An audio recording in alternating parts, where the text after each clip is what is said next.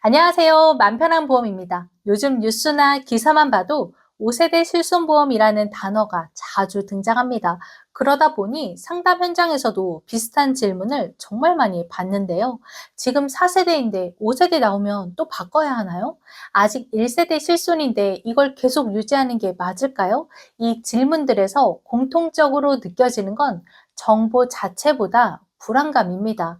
남들은 다 준비하는 것 같은데 나는 뭘 해야 될지 모르겠고 괜히 가만히 있다가 손해보는 건 아닐지 걱정이 되는 거죠. 그래서 오늘 영상에서는 5세대 실손이 언제 나오느냐를 맞히는 영상이 아니라 5세대가 나오든 안 나오든 흔들리지 않는 판단 기준을 차분하게 정리해 드리려고 합니다. 지금 이 시점에서 반드시 점검해 봐야 할 체크 포인트 5가지를 실제 상담 기준으로 하나씩 풀어드릴게요.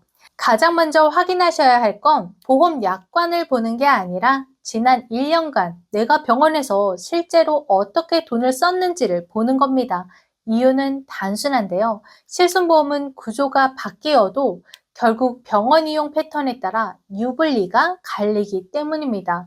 자, 비급여 이용 여부를 확인하셔야 되는데 도수치료, 비급여 주사, MRI 같은 항목은 실손보험 손해율에서 가장 큰 영향을 주는 대표적인 비급여 항목입니다.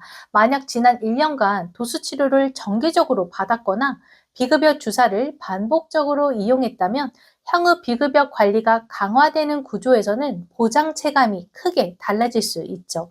이런 분들은 보험료가 싸다는 이유만으로 새 구조를 선택하는 것이 오히려 불리해질 수 있습니다.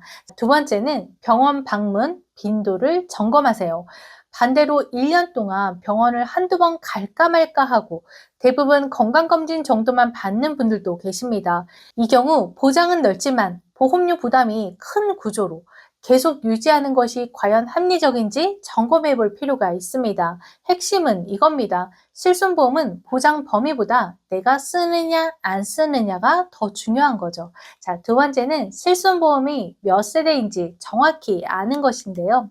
이걸 모르면 5세대가 나오든 말든 판단 기준이 서지 않습니다. 자, 먼저 1세대 실손은 보장 범위가 넓고 입원 통원 보장이 상대적으로 유리한 구조입니다. 다만 연령이 올라갈수록 보험료 인상 부담이 커질 수 있고 장기 유지 시에 가계 부담으로 이어질 가능성도 있습니다. 자, 그리고 2세대, 3세대 실손보험은 보장은 일정 수준 유지되지만 갱신 주기에 따라 보험료 인상이 한 번에 체감되는 구조입니다.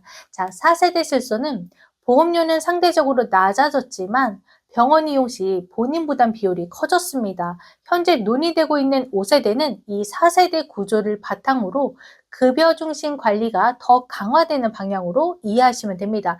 중요한 건 어느 세대가 좋다가 아니라 내가 가진 세대의 장단점을 정확히 아는 것입니다. 자, 이제 세 번째인데요. 보험료와 건강 상태는 항상 함께 봐야 합니다. 먼저 보험료 인상 흐름을 점검해 보세요. 최근 2, 3년간 실손 보험료가 어떻게 변했는지 확인해 보세요. 매년 인상폭이 커지고 있다면 앞으로도 그 흐름이 이어질 가능성을 현실적으로 고려해야 합니다. 이건 겁을 주는 이야기가 아니라 장기보험의 구조적인 특성입니다. 자, 두 번째는 건강 상태 흐름을 체크하셔야 되는데요.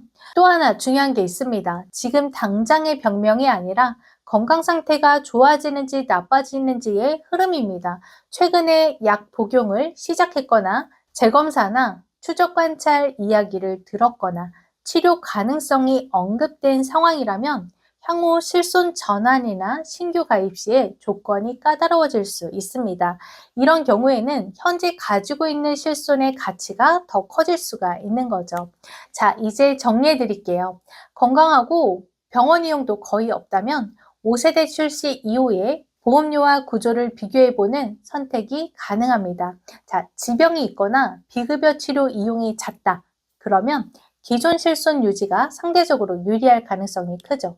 다음은 보험료 부담이 굉장히 큰데 보장은 좀 포기하기 어렵다 하시는 분들은 실손 구조를 조정하고 수술비나 진단비처럼 실손이 못 채워주는 영역을 보완하시면 됩니다.